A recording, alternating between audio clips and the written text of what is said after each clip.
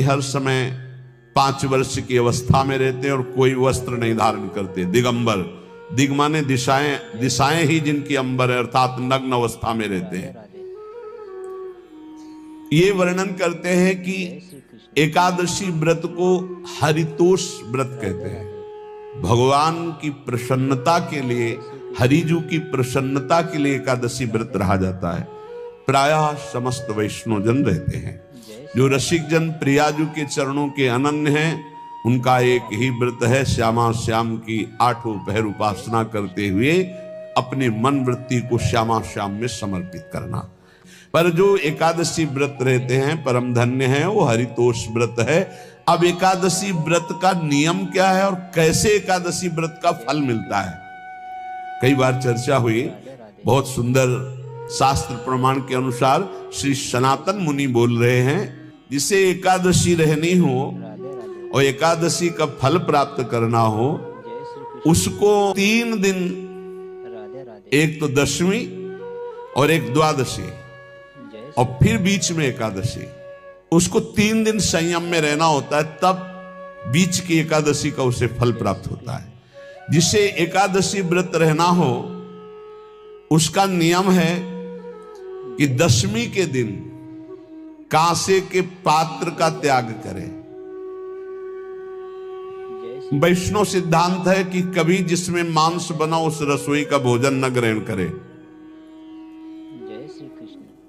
मसूर की दाल, चना की दाल, कोदों और कोई भी शाक, शहद, दूसरों का अन्न, दोबारा भोजन और मैथुन, ये दशमी के दिन त्याग दे।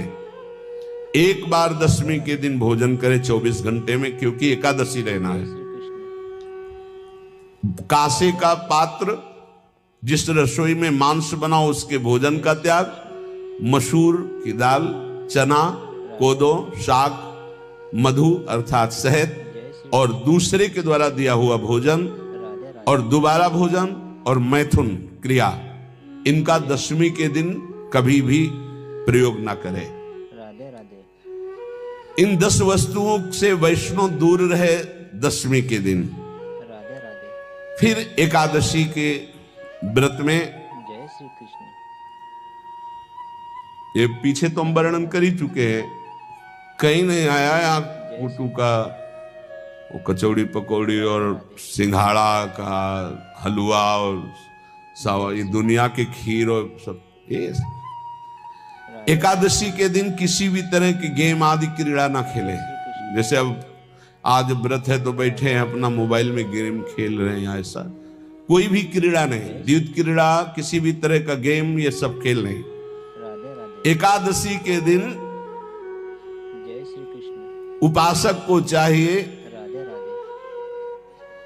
कि वो किसी भी तरह की क्रीड़ा, मनोरंजन बिल्कुल नहीं, नींद नहीं लेनी उसको, न दिन में न रात में। एकादशी व्रत, और प्रायः पुराने महापुरुषों ने ऐसा किया है।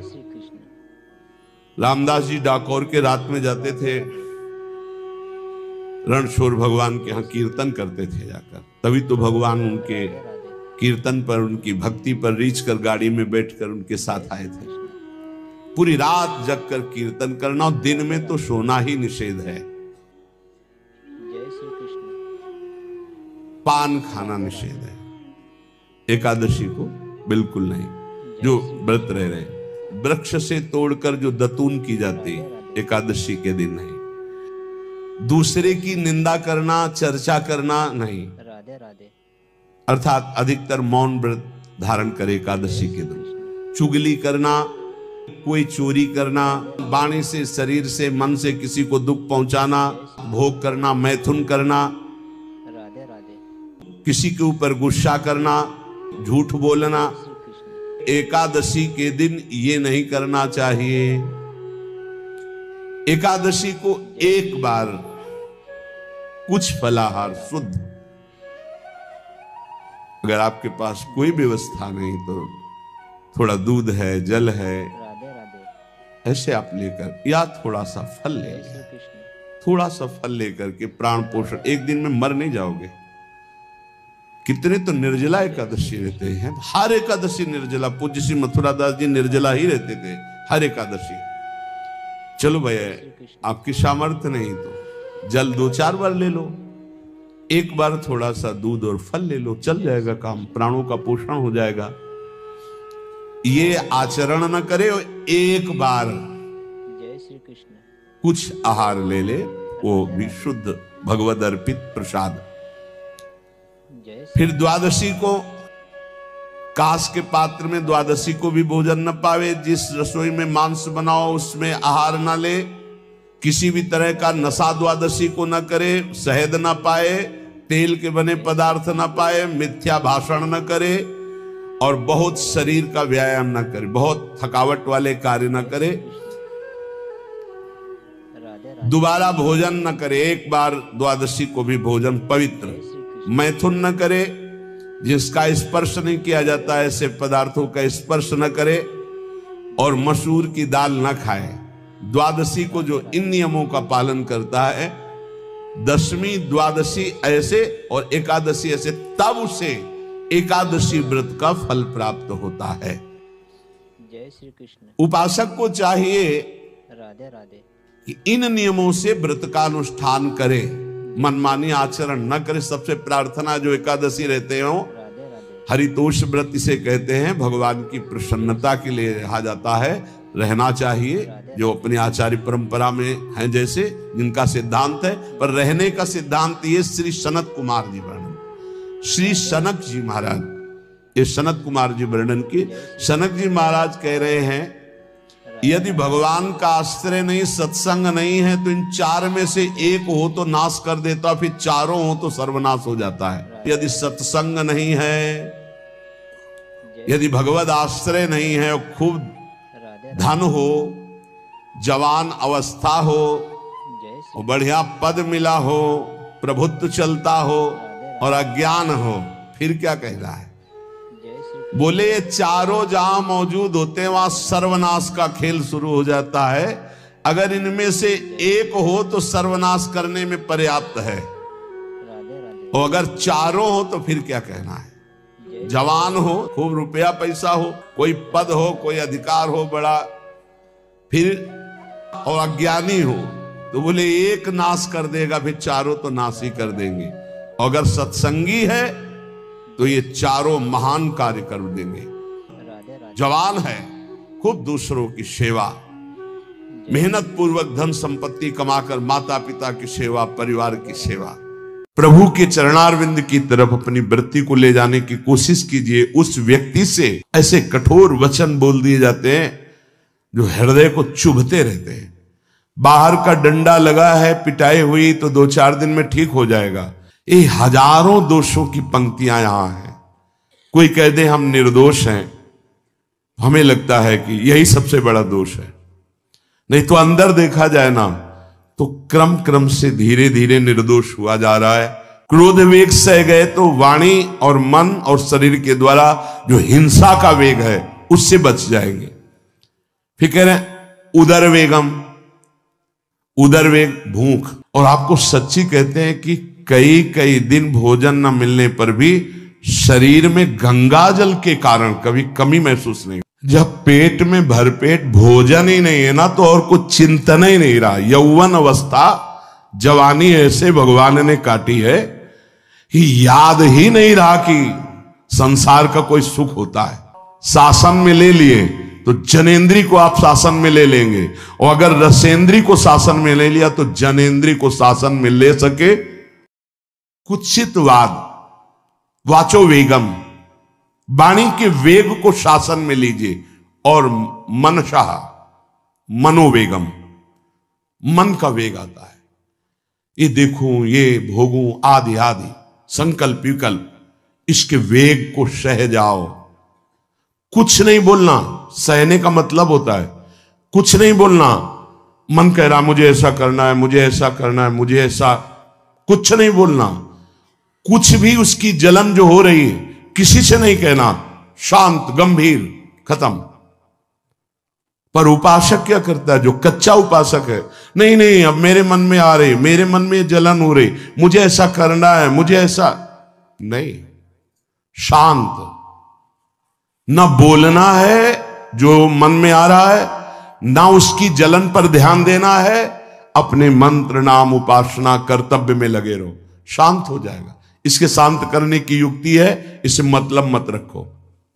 जैसे एक पागल आदमी रोड में खड़े तुम्हारे ऊपर कंकड़ फेंके, थूके, गाली दे, तो अपने लोग क्षमा भाव से कि वो पागल है, ऐसे मन अभी पागल है, इसके निर्णय पे ना हो।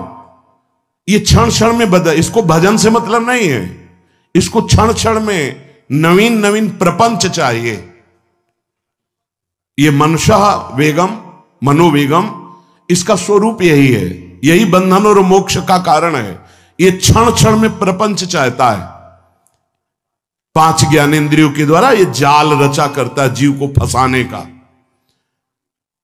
जहां हो, जैसी परिस्थिति में हो, बहुत अच्छी परिस्थिति भगवान ने दी, उसी परिस्थिति में भजन कर ले जाओ। परिस्थिति बदलने की जरूरत नहीं है, भजन करने की जरूरत है। भजन कर ले गए तो स्थिति बदल जाएगी, परिस्थिति नहीं। परिस्थितियां कहीं भी अनुकूल नहीं होती, स्थिति अनुकूल बनाई जाती। भजन के द्वारा स्थिति, जीवन में कभी कोई परिस्थिति ही ऐसी नहीं रही जिसमें भजन किया जा सके। जीवन में पूरे, अगर पूरे जीवन के तारतम्य को देखते हैं तो एक कष्ट की वेदी पर स्वाहा ही स्वाहा होता रहा है। जीवन की आहुति केवल कष्ट पर, और आज भी कष्ट ही कष्ट। फिर आप सोचोगे सुख किसे कहते हैं? ऐसे कांटों वाले पेड़ पर ऐसा सुगंधित फूल खिलता है कि जिससे परमात्मा मुग्ध हो जाता है।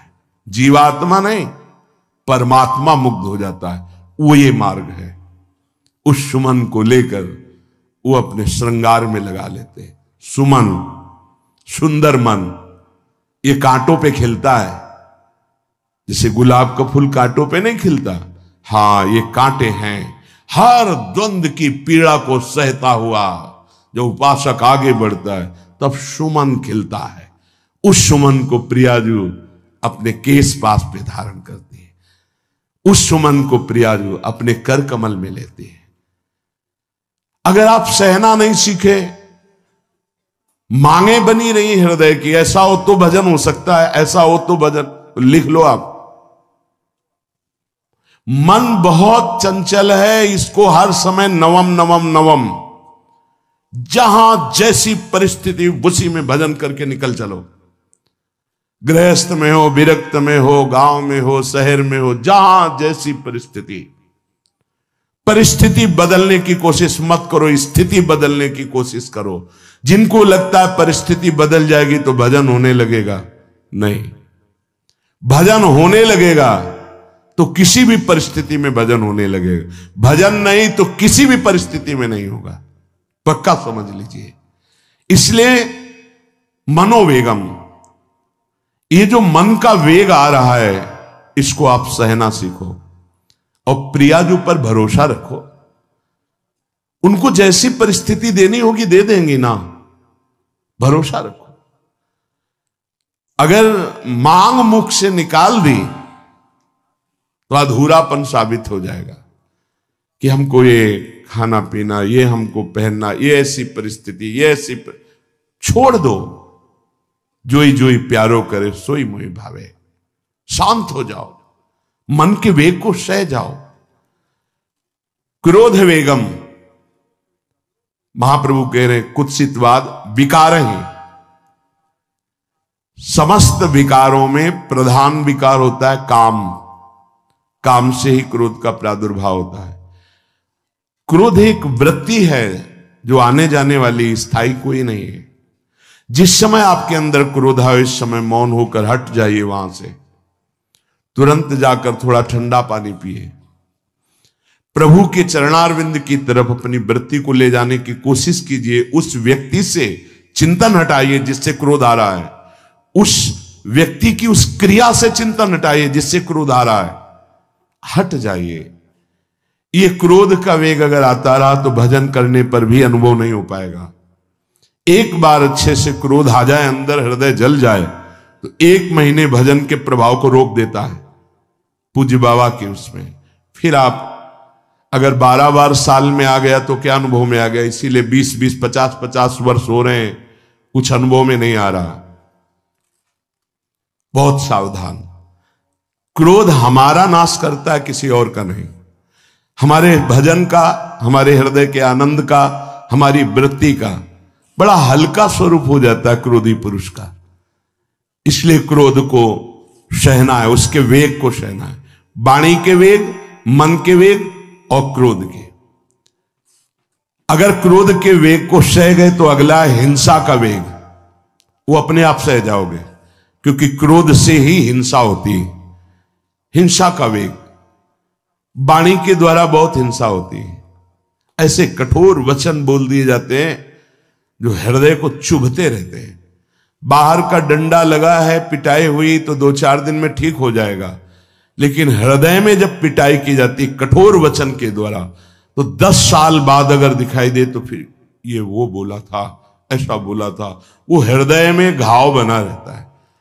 वाणी का हिंसात्मक स्वरूप प्रायः क्रोधी जनों में ही पाया जाता है। अगर क्रोध वेग को सह गए तो वाणी के द्वारा हिंसा नहीं होगी।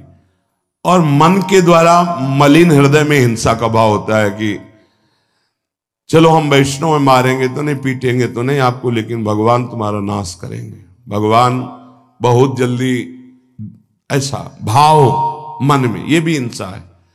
शरीर के द्वारा तो ना वाणी के द्वारा, ना मन के द्वारा, ना शरीर के द्वारा। क्यों? उसके हृदय में भगवान बैठे हैं, हमको उनको रिझाना है, हमें निर्दोष होकर भगवत प्राप्ति करनी है। ये हजारों दोषों की पंक्तियां यहां हैं। कोई कह दे हम निर्दोष हैं, हमें लगता है कि यही सबसे बड़ा दोष है। नहीं तो अंदर देखा जाए ना तो क्रम क्रम से धीरे धीरे निर्दोष हुआ जा रहा है प्रभु की कृपा से। कोई जन्म से निर्दोष नहीं होता, वो तो अवतार होते हैं भगवान के। एक पद में था, शरण जिसको ले ली हृदय से लगा, और विषय पंख से धीरे धीरे, क्रमशः विषय पंख से धीरे धीरे उसको हटाया। हित जो महाराज जी के लिए आया, हमारे हृदय को धीरे धीरे निर्विषय किया जा रहा है। और सहत सहत बाढ़े भगत ग्रहतन गुरु हितगार, इन दोनों का मिलान कर धीरे धीरे सहाते सहाते हमें निर्विषय किया जा रहा है। आचार्य चरण, इष्ट देव, गुरुदेव कर रहे, हमको राजी रहना है। जैसी परिस्थिति है, जैसी भी हमें गुरुदेव रख रहे हैं, इष्ट देव रख रहे हैं, हमें राजी रहना है। इससे क्या होगा कि हमारे अंदर क्रोध नहीं आएगा, गुस्सा नहीं आएगा। नहीं, ये इतना बेईमान मन है कि इष्ट देव पे भी गुस्सा कर सकता है, ये आचार्य पे भी गुस्सा कर सकता है, ये परम कृपालु गुरुदेव पर भी गुस्सा कर सकता है। क्रोध वेग सह गए तो वाणी और मन और शरीर के द्वारा जो हिंसा का वेग है उससे बच जाएंगे। फिर कह रहे हैं उदर वेगम, उदर वेग भूख। आप लोगों को तो हमें लगता है कि इस वेग को सहना ही नहीं पड़ता। ये जो विरक्त गंगा किनारे घूमने वाले हैं, इनको ज्यादा इस वेग को सहना पड़ता था, क्योंकि प्रायः कभी ऐसे शाम के समय पहुंचना होता, जब आप गंगा किनारे नहीं रुक सकते तो आश्रम, अब वहां पूछ लिया तो पूछ लिया, नहीं पूछ लिया तो राधे श्याम पड़े।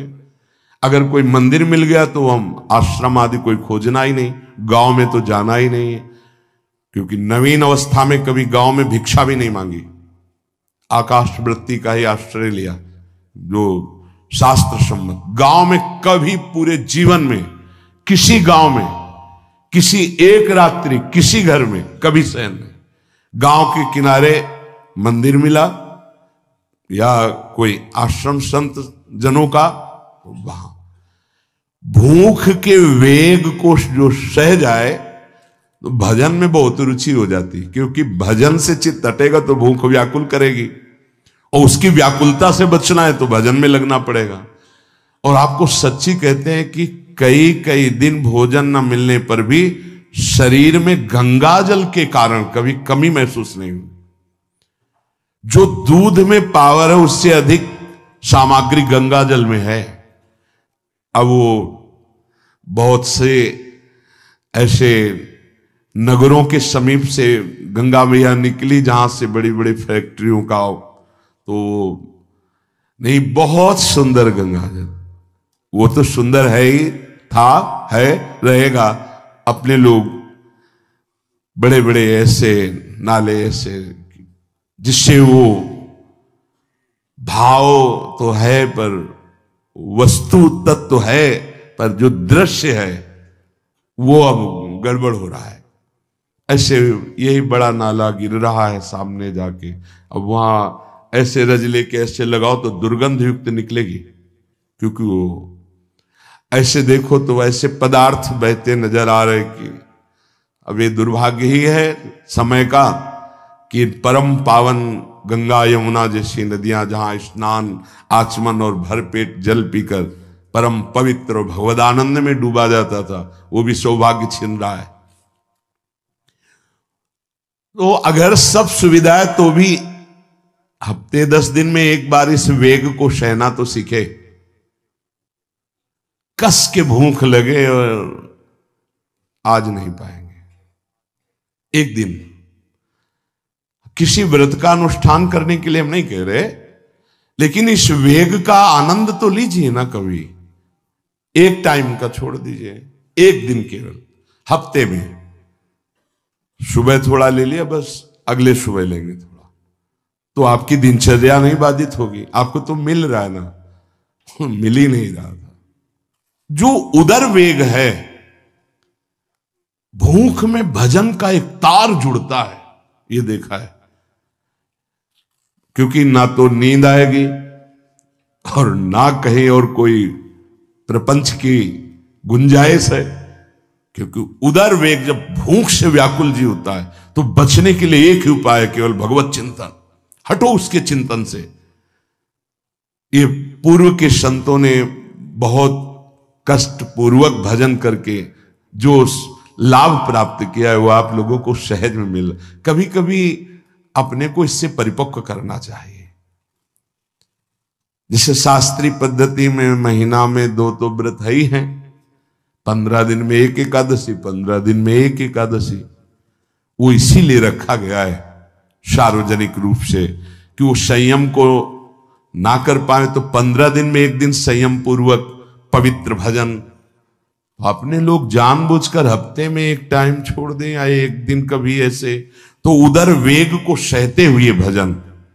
उदर वेग देख लो, उदर वेग को सहने के लिए तो अगला जो बात कह रहे हैं वो अपने आप सह जाओगे। जैसे क्रोध वेग को सह गए तो हिंसा वेग पर आप शासन कर लेंगे, ऐसे उदर वेग को सह गए तो उपस्थ वेग को सह जाएंगे। उपस्थ वेग कहते हैं जनेन्द्री के कामोपभोग को। जब पेट में भरपेट भोजन ही नहीं है ना तो और कुछ चिंतन ही नहीं रहा। यौवन अवस्था जवानी ऐसे भगवान ने